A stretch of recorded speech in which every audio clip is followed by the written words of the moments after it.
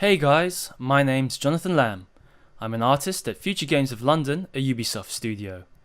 In this class, we're going to learn the step-by-step process of how to create an abstract low-poly planet by modeling it in Cinema 4D. Starting with a basic shape, we'll take you through all the tools and skills necessary for the project. We'll then take a look at how to render your model so that you can save it as an image or take it into programs like Adobe Photoshop where you can add some final touches to make your illustration really stand out. Some of the major topics that we'll be discussing in this class will include basic 3D modeling techniques, creating a small low-poly tree, how to add lighting to the scene, and some basic rendering techniques. By the end of the training, you will have learned how to create an abstract low-poly planet that you can use in your own illustrations or video game projects.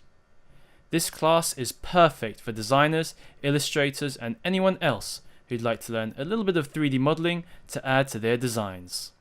So sign in or sign up and let's get started.